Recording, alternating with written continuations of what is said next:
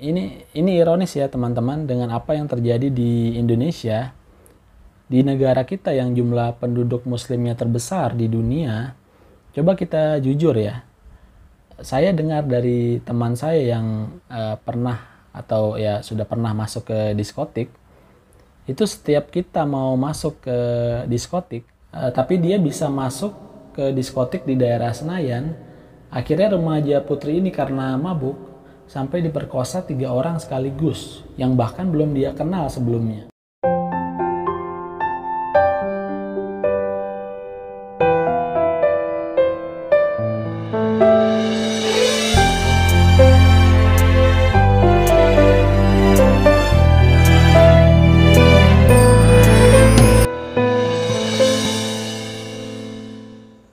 Halo teman-teman sekalian, baru-baru ini heboh pemberitaan soal tempat hiburan malam Holy Wings ya, yang memberikan promo gratis 1 botol minuman beralkohol bagi mereka yang bernama Muhammad atau Maria. Bunyi promonya, this names get free bottle every Thursday, Muhammad Maria, bring your ID card. Setiap hari Kamis, bagi mereka yang bernama Muhammad atau Maria, gratis 1 botol minuman, bawa atau tunjukkan KTP-mu. Ya, kurang lebih begitu artinya. Nah, nggak lama gara-gara promo ini muncullah reaksi, protes dan kemarahan publik, terutama dari umat Muslim dan umat Kristiani. Promo ini dianggap melecehkan 2 nama yang sangat dihormati, yaitu Muhammad dan Maria. Dalam agama Samawi, nama Muhammad dan Maria itu adalah nama yang sangat dimuliakan. Di Islam kita sudah sangat tahu ya, Muhammad adalah nama nabi dan rasul yang sangat dimuliakan, bukan hanya oleh umatnya saja, bahkan penciptanya sendiri, Allah Subhanahu wa Ta'ala, Tuhan seluruh alam, juga memuliakannya. Sementara nama Maria bagi umat Kristiani juga begitu. Beliau disebut sebagai The Holy Virgin Mary, Bunda Maria Sang Perawan Suci. Bunda Maria diyakini saudara-saudara kita umat Kristiani sebagai ibunda dari Yesus Kristus atau Nabi Isa alaihissalam bagi umat Islam. Bunda Maria adalah salah satu wanita yang sangat dimuliakan di muka bumi ini ya teman-teman. Makanya tidak heran jika masyarakat marah bagaimana bisa 2 nama yang dianggap suci bagi umat beragama dijadikan sebagai bahan promosi untuk produk minuman yang justru identik dengan keharaman dan kemaksiatan. Bagi saya, disengaja atau tidak oleh pihak manajemen Holy Wings, tindakan ini adalah kebodohan yang sangat-sangat berani dan sama sekali tidak pantas dilakukan, apalagi dilakukan di negara Indonesia yang masih menjunjung tinggi nilai-nilai agama dan moralitas.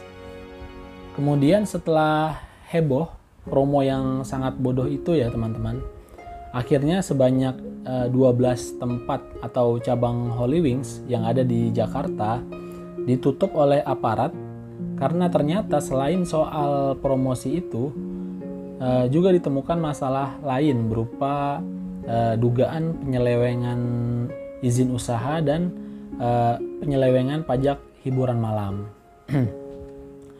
Kabarnya Holy Wings sebagai tempat yang menjual minuman beralkohol, mereka hanya punya izin SKPMB ya, atau surat keterangan pengecer minuman beralkohol. Nah, SKPMB ini izin untuk menjual minuman beralkohol, tapi hanya untuk dibawa pulang ya teman-teman, tidak untuk diminum di tempat. Sementara kalau mereka mau menjual MB, minuman beralkohol, dan boleh untuk diminum secara langsung di tempat, maka mereka harus mengurus yang namanya SKPL MB atau surat keterangan penjualan langsung minuman beralkohol gitu. Lebih parahnya lagi, Holy Wings awalnya berizin sebagai restoran. Jadi mereka hanya punya izin TDUP Resto ya, tanda daftar usaha pariwisata restoran. Tapi pada praktik di lapangannya, mereka berubah menjadi semacam tempat hiburan malam dan menjual minuman beralkohol untuk dikonsumsi langsung di tempat. Padahal ya teman-teman, yang namanya restoran dengan tempat hiburan malam itu jelas berbeda dari segi perizinan dan juga kewajiban pajak daerahnya. Di Jakarta misalnya, pelaku usaha yang mau menjalankan bisnis berkonsep one stop entertainment, maka dia harus mengurus beberapa perizinan yang berbeda-beda. Contoh, kalau ada sebuah hotel dan di dalam hotel itu tersedia yang namanya restoran, geria pijat, spa, klub malam, diskotik, bar dan sejenisnya ya. Kemudian di situ juga ada tempat karaoke. Maka masing-masing dari tempat usaha itu harus ada perizinannya masing-masing. Jadi hotelnya sendiri harus punya TDUP hotel, restorannya sendiri harus punya TDUP resto, sementara bar atau diskotiknya harus punya TDUP bar, dan otomatis jika menjual minuman beralkohol maka wajib urus lagi izin usaha minuman beralkoholnya ya.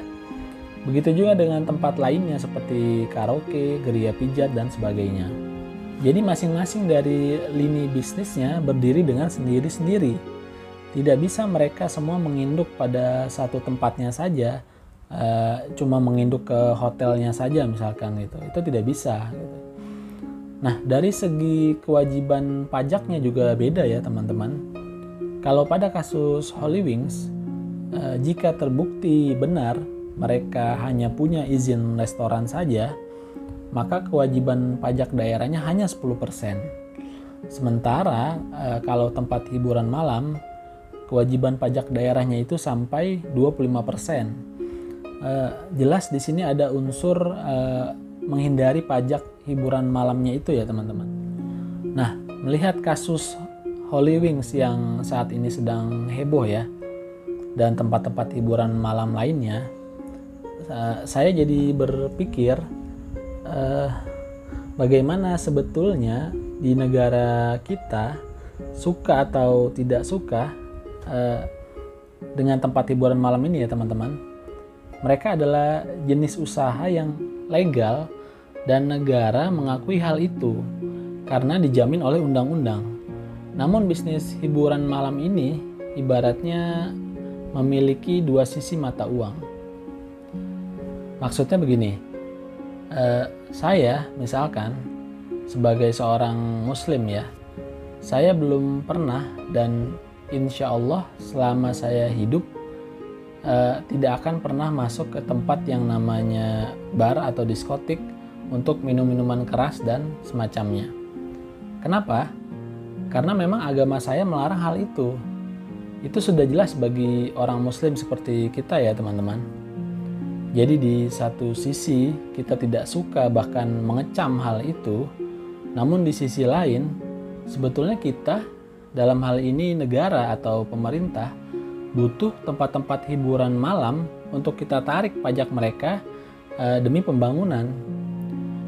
Tahukah teman-teman, di Jakarta misalnya, pendapatan asli daerah atau PAD dari tempat hiburan malam setahun itu mencapai sekitar 600 miliar. Jadi cukup signifikan kontribusinya dalam pemasukan pajak daerah ya. Bahkan teman-teman mungkin sudah ada yang tahu ya, dahulu Gubernur Jakarta fenomenal almarhum Bang Ali Sadikin, pada masa beliau yang namanya judi itu dilegalkan. Waktu itu sekitar tahun 1966 sampai 1970-an ya. APBD DKI itu hanya sekitar 66 juta rupiah dalam setahun. Dengan anggaran yang sangat minim itu, Pemda DKI kala itu tidak bisa melakukan pembangunan yang maksimal, terutama untuk fasilitas publik seperti membangun jalan, membangun puskesmas, rumah sakit, sampai membangun sekolah. Ketika itu juga, kegiatan perjudian di ibu kota sebetulnya sudah dilakukan secara diam-diam dan di-backing oleh oknum aparat yang membackup judi terselubung itu. Ditambah lagi, orang-orang kaya ibu kota jika mau berjudi itu mereka sampai ke luar negeri hanya untuk berjudi ya, seperti ke Makau dan lain-lain. Jadi potensi pemasukan uang itu sebetulnya ada, tapi karena tidak dilegalkan akhirnya jadi menguap begitu saja. Nah, karena anggaran yang terbatas dan melihat situasi di lapangan seperti itu, pada akhirnya Bang Ali melegalkan perjudian, dan waktu itu Pemda DKI menyediakan tempat semacam kasino ya. Semua kegiatan perjudian dibolehkan asalkan dibatasi hanya dilakukan di tempat itu saja, dan mereka dipajaki dengan sangat tinggi serta diawasi oleh Pemda DKI. Bahkan lebih parah lagi ya teman-teman, pada waktu itu Bang Ali melokalisir para pekerja seks komersial yang dulu dikenal sebagai WTS ya, wanita tunasusila. Para PSK di Jakarta ini mereka dilokalisir ke wilayah Kramat Tunggak agar kegiatan prostitusi hanya boleh dilakukan di wilayah itu. Nah, gara-gara hal itu, Gubernur Ali Sadikin sampai dijuluki sebagai Gubernur Maksiat ya. Pro kontra pun terjadi di masyarakat ya teman-teman. Ketika Bang Ali ditanya kenapa sampai melakukan kebijakan yang banyak ditentang itu, Bang Ali menjawab, "Saya tahu judi itu haram. Orang kita tidak boleh berjudi, apalagi orang Islam. Haram bagi orang Islam main judi. Tapi saya waktu itu tidak punya uang untuk membangun kota Jakarta. Saya lihat orang-orang pergi ke negara lain hanya untuk berjudi. Daripada uangnya masuk ke negara lain dan tidak menghasilkan apa-apa untuk pemerintah, lebih baik disahkan saja daripada dibiarkan liar, daripada tidak menghasilkan apa-apa untuk rakyat." Nah, begitu kata Ali Sadikin ya teman-teman. Memang waktu itu perjudian hanya dibolehkan untuk kalangan tertentu ya, terutama dari etnis Tionghoa non-muslim. Tapi sekarang perjudian itu apapun bentuknya sudah dilarang di Indonesia ya teman-teman. Nah, hal yang dilakukan di era Ali Sadikin ini mirip dan bahkan masih terjadi sampai hari ini di negara tetangga kita, Malaysia ya teman-teman. Negeri jiran itu walaupun mereka mayoritas sama seperti kita, mayoritas beragama Islam dan bahkan di beberapa daerah menerapkan hukum Islam, tapi di sana yang namanya perjudian ya, dan tempat kasino itu dilegalkan ya teman-teman. Kegiatan perjudian di Malaysia itu dipusatkan di sebuah tempat bernama Resort Genting yang letaknya berada di perbukitan atau dataran tinggi Genting. Hanya di Genting orang-orang boleh berjudi. Di Resort Genting itu bisa dibilang one stop entertainmentnya Malaysia. Di sana ada judi, ada hotel, ada klub malam, diskotik dan lain-lain. Intinya tempat hiburan malam lah. Bahkan pemasukan dari Resort Genting ini mencapai 70 triliun rupiah ya teman-teman. 70 triliun itu sudah sama jumlahnya seperti jumlah APBD Jakarta dalam setahun ya. Nah, kalau ada yang mau ke sana itu wajib menunjukkan ID card atau KTP lah kalau di Indonesia ya. Ketika orang itu berusia di bawah 21 tahun dan beragama Islam, dia akan diusir dan gak akan dikasih masuk karena memang Resort Genting itu hanya dikhususkan untuk orang Malaysia non-Muslim yang sudah dewasa dan orang asing saja. Jadi pemerintah Malaysia sangat ketat soal itu. Nah, ini ironis ya teman-teman, dengan apa yang terjadi di Indonesia, di negara kita yang jumlah penduduk muslimnya terbesar di dunia. Coba kita jujur ya. Saya dengar dari teman saya yang pernah atau ya sudah pernah masuk ke diskotik, itu setiap kita mau masuk ke diskotik, pasti di depan pintu dicegat sama petugasnya, diperiksa bawaannya, dan wajib nunjukin KTP ya. Jadi sama persis seperti yang dilakukan di Resort Genting Malaysia. Dan bahkan di sini katanya KTP kita itu sampai ditahan sama petugasnya ya. Tapi bedanya di sini, pernahkah jika di KTP orang itu usianya belum sampai 21 tahun, bahkan beragama Islam, apakah sampai dilarang masuk ke dalam diskotik, apalagi sampai diusir? Kan enggak ya. Meskipun jelas di KTP dia Islam, walaupun istilahnya cuma Islam KTP lah ya, tapi ya udah, karena di Indonesia ini nggak diatur soal itu, jadi mau dia Muslim, mau dia non Muslim, selama dia punya uang, silakan aja datang ke diskotik. Gitu. Malahan di tahun 2015 ya, pernah ada kasus remaja putri baru berusia 16 tahun. 16 tahun itu udah jelas belum punya KTP ya. Tapi dia bisa masuk ke diskotik di daerah Senayan. Akhirnya remaja putri ini karena mabuk sampai diperkosa 3 orang sekaligus, yang bahkan belum dia kenal sebelumnya. Sangat ironis ya teman-teman. Satu lagi yang mungkin teman-teman perlu tahu juga ya, di Singapura saja, yang di sana meskipun mereka bukan negara dengan mayoritas Muslim, kalau ada restoran yang sudah berlabel sebagai restoran halal dari otoritas tempat, jika restoran itu di tengah jalan ketahuan menjual minuman beralkohol, itu nggak pakai ampun ya. Restoran itu langsung ditutup ya teman-teman. Pemerintah Singapura juga sangat ketat mengatur hal yang demikian, meskipun mereka bukan negara dengan mayoritas Muslim. Jadi sebagai penutup, bagi saya, kalau pendapat saya pribadi ya, di negara kita ini meskipun banyak dari kita mengecam kegiatan hiburan malam, sebetulnya kita ini masih setengah hati mengatur hal-hal yang demikian itu ya teman-teman, mengatur hal-hal yang semacam ini gitu. Harapan saya dalam bahasan kali ini, semoga negara kita bisa lebih baik lagi dalam mengatur kegiatan hiburan malam. Intinya jangan setengah-setengah dan jangan ragu-ragu.